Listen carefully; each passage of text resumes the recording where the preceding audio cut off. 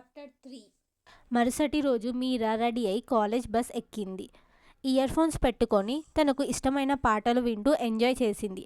ఆ సమయంలోనే ప్రియా నుంచి కాల్ వచ్చింది. వెంటనే తన కాల్ లిఫ్ట్ చేసి, హలో మేడం, ఇప్పటికి నేను గుర్తొచ్చానా అని కోపంగా అడిగింది ప్రియా. ప్రియకి తన కోపం వెనక కారణం అర్థమైంది. I'm really so sorry baby, college వర్క్లో కొంచెం బిజీగా ఉన్నాను కాబట్టి నీకు ఫోన్ చేయలేకపోయాను. వేలసార్లు సారీ మై డార్లింగ్ అంటూ బేబీ టోన్తో క్షమాపణలు చెప్పింది. ప్రియ గొంతు విని నవ్వింది. ఈడియట్, నేను నిన్ను మిస్ అయ్యాను, ప్రియా సాడ్గా చెప్పింది. నేను కూడా అని సేమ్ టోన్లో చెప్పింది మీరా. సరే, కాలేజ్లో మీ మొదటి రోజు ఎలా ఉంది అని అడిగింది ప్రియా. నాకు నా కాలేజ్ చాలా నచ్చింది. కాలేజ్ వాతావరణం చాలా ఆహ్లాదకరంగా ఉంది మరియు నా క్లాస్మేట్స్ చాలా సరదాగా ఉంటారు అని మీరా చెప్పింది. ఆనందంగా ఉలికిపడి తన కాలేజ్ గురించి అంతా చెప్పింది. చివరకు ఆమె చాలా సంతోషంగా ఉందని చెప్పింది. ప్రియాకు ఆనందంగా అనిపించింది. మీరా ప్రియాను తన కాలేజ్ మరియు కాలేజ్ జాయినింగ్ డేట్ గురించి అడిగింది. ఆమె నెక్స్ట్ డే అని చెప్పింది. మీరా తన కాలేజ్ చేరుకున్నానని ఆమెకు కంగ్రాచులేషన్స్ చెప్పి కాల్ కట్ చేసింది. ప్రియా మీరా స్కూల్ డేస్ నుంచే బెస్ట్ ఫ్రెండ్స్. వారు ఒకరికొకరు బాగా తెలుసు. వారు వెర్రి కారణాల కోసం పోరాడుతారు మరియు 2 నిమిషాల్లో వారు ఓదార్చబడతారు. తమ స్కూల్ డేస్లోని ప్రతి రోజును కలిసి ఆనందించారు. ఉన్నత చదువులోనూ ఒకే గ్రూప్ తీసుకున్నారు. వారితో పాటు స్నేహబంధం కూడా పెరిగింది. తమ కళాశాలల ఎంపికపై వారిద్దరూ బాధపడ్డారు. తర్వాత రోజు ఫోన్లో మాట్లాడాలని, ఆ రోజు జరిగిందంతా పంచుకోవాలని నిర్ణయించుకున్నారు. మీరా ఈ వారం అడ్మిషన్ టెన్షన్ వల్ల ఆమెకు ఫోన్ చేయడం మర్చిపోయింది. ప్రియాకి కోపం వచ్చింది, కానీ ఒక్కసారి మీరా గొంతు విని కూల్ అయిపోయింది. మీరా తన తరగతి గది చేరుకుంది. అప్పటికే ఇనిత వచ్చింది. ఆమె కోసం వేచి ఉంది. అంతలో ఆమె మెరుపుగా నవ్వింది. మీరాను చూసి మీరా తిరిగి నవ్వింది. ఆమె పక్కన కూర్చొని ఇద్దరు కబుర్లు చెప్పుకున్నారు. ప్రొఫెసర్ వచ్చి అతను తన సిలబస్ ప్రారంభించాడు మరియు రోజు మొదటి సగం గడిచిపోయింది ఉపన్యాసాలతో. మధ్యాహ్నం వారితో సమావేశాల కోసం ప్రధానోపాధ్యాయుడు అందరినీ ఆడిటోరియంకి బయలుదేరమని చెప్పాడు. అందరూ ఆడిటోరియంకి బయలుదేరిపోయారు. ఇనిత మరియు మీరా మాత్రమే ఇంకా వెతుకుతూ ఉన్నారు. మీరా ఐడి కార్డ్ కనిపించట్లేదని.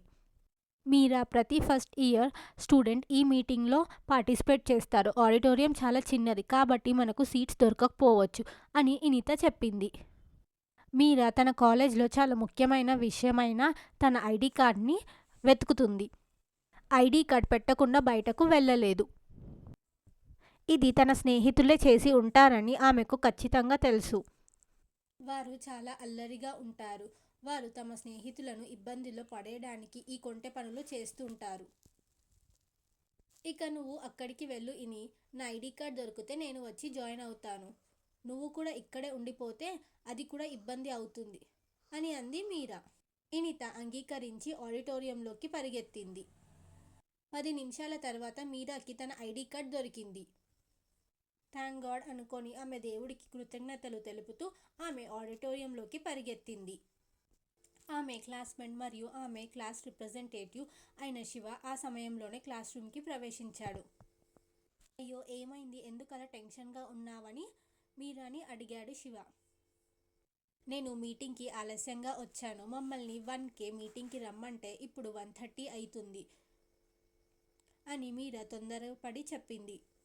రిలాక్స్ యార్, మీటింగ్ ఇంకా స్టార్ట్ కాలేదు, అరగంట తర్వాత గెస్ట్ వస్తారు అన్నాడు. ఓ నిజమా, థ్యాంక్ గాడ్. మీరా రిలాక్స్ అయింది. ఈ చిన్న విషయాలకు భయపడకు, ఇక్కడ అలాంటి స్ట్రిక్ట్ రూల్స్ ఏం ఉండవు. కొంచెం స్ట్రిక్ట్ ఉంటుంది, చిల్ అన్నాడు శివ నవ్వుతూ. ఓకే శివాజీ, మీ ఉపన్యాసానికి ధన్యవాదాలు. ఇప్పుడు ఆలస్యం అవుతుంది, వెళ్దామా? మీరా నవ్వింది. ఆమెతో పాటు శివ కూడా నవ్వుతూ ఇద్దరు కలిసి ఆడిటోరియంకి చేరుకున్నారు. మీరా కోసం ఇనిత ఎదురు చూస్తుంది. ఆమె తరచుగా ఎంట్రీ వైపే చూస్తుంది. మీరాని చూసి ఇనిత రిలాక్స్ అయ్యింది. ఆమె ఇనిత పక్కన కూర్చుంది. కొంతసేపటికి ప్రిన్సిపల్ వచ్చారు. సమావేశం ప్రారంభమైంది. సాయంత్రం మీటింగ్ ముగిసి అందరూ కదలడం మొదలుపెట్టారు. మీరా ఆలస్యం అవుతుందని హడావిడిగా వచ్చింది మరియు ఆమె తన కాలేజ్ బస్ని మిస్ అయి ఉండవచ్చు. ఆమె బస్ ఎక్కింది మరియు అలసిపోయినట్టు అనిపించింది. అది ప్రియా తన కాలేజీలో మొదటి రోజు. ప్రియా తెల్లటి సల్వార్ సూట్లో రెడీ అయింది. ఆ డ్రెస్లో ఏంజెల్ లాగా కనిపించింది. ఆమె మీరాకు ఫోన్ చేసి ఆమె టెన్షన్గా ఉందని చెప్పింది. మీరా తనకి కూడా అలాగే అనిపించిందని, అయితే ఒక్కసారిగా తన క్లాస్ రూమ్కి వచ్చిన తర్వాత తన ఆలోచన దారిని పూర్తిగా మారిపోయిందని చెప్పింది. ఆమెను ఓదార్చింది. ప్రియా కాస్త రిలాక్స్ అయింది. ఆమె తన లొకేషన్లో తన ఇంటికి సమీపంలో ఉన్న ఉత్తమ కళాశాలలో ఒకదాన్ని ఎంచుకుంది. స్కూటీ పైనే కళాశాలకి వెళ్ళాలని నిర్ణయించుకుంది. ఆమె తన తల్లిదండ్రుల నుండి ఆశీర్వాదం పొంది తన కళాశాలకు వెళ్ళింది.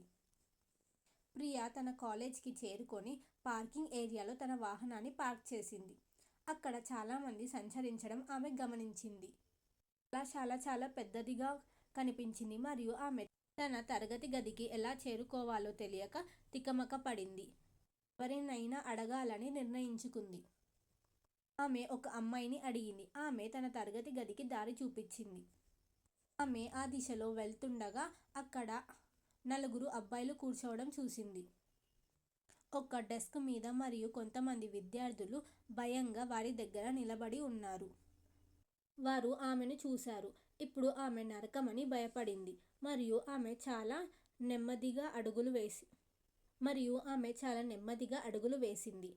ఆమె ఆ గ్యాంగ్ని దాటబోతుండగా అకస్మాత్తుగా ఆ గ్యాంగ్లోని ఒక కుర్రోడు, "ఏయ్ వైట్ సల్వార్, ఇక్కడికి రా" అంటూ ఆమెను ఆపాడు. ప్రియా వాళ్ళ వైపు తిరిగింది. భయంతో కాళ్ళు అక్కడే అతుక్కుపోయాయి. "నా మాట వినలేదా? విటిదానివా" అని అతను అరిచాడు. అతని అరుపు విని ఆమె కళ్ళు నీళ్లతో నిండిపోయాయి. మెల్లగా అడుగులు వేస్తూ వాళ్ళ దగ్గరికి వెళ్ళి నిలబడింది. "ఏ బ్రాంచ్" అని గ్యాంగ్లోని మరో అబ్బాయి ఆమెని అడిగాడు. "హో, నువ్వు మా డిపార్ట్మెంట్ నుండి వచ్చావా? మేము మీ సీనియర్స్, మమ్మల్ని పలకరించవా?" ఒక అబ్బాయి అన్నాడు. ఆమె వెంటనే "గుడ్ మార్నింగ్ సీనియర్" అని బదులిచ్చింది. అబ్బాయిలు ఒకరినొకరు చూసుకున్నారు. అక్కడ నిలబడిన ఇతర విద్యార్థులను అక్కడి నుండి వెళ్ళిపోమని చెప్పారు. వాళ్ళు వెంటనే ఆ స్థలం నుండి పారిపోయారు. ప్రియా గుండె చాలా వేగంగా కొట్టుకోవడం ప్రారంభించింది. ఆ సమయంలో ఆమెకు దెయ్యాన్ని చూసినట్టు అనిపించింది. ఏం జరగబోతుందో ఆమెకు తెలియదు. ఈ పరిస్థితి నుండి తప్పించుకోవడానికి ఆమె మౌనంగా ప్రార్థించింది. సడన్గా గ్యాంగ్లో నుండి ఒక వ్యక్తి ఆమె దగ్గరికి వచ్చాడు. ఆమె 2 అడుగులు వెనక్కి కదిలింది. అతను వ్యంగ్యంగా చిరునవ్వు నవ్వి, అతను ఏమి చేయమని ఆదేశిస్తే అది ఆమె చెయ్యాలని, లేకపోతే ఆమె పరిణామాలను ఎదుర్కోవాల్సి ఉంటుందని అతను చెప్పాడు. ఆమె భయంతో అతని మొహం వైపు చూసింది. 4 అబ్బాయిలు 3వ సంవత్సరం ఎలక్ట్రానిక్స్ మరియు కమ్యూనికేషన్ విభాగానికి చెందినవారు. ఆ గ్యాంగ్కు రఘు నాయకుడు మరియు అతను శక్తివంతమైన మంత్రికి ఏకైక కుమారుడు. మేనేజ్మెంట్ కూడా అతనికి మద్దతు ఇచ్చినందుకు విద్యార్థులెవరూ అతనిని వ్యతిరేకించడానికి ధైర్యం లేదు.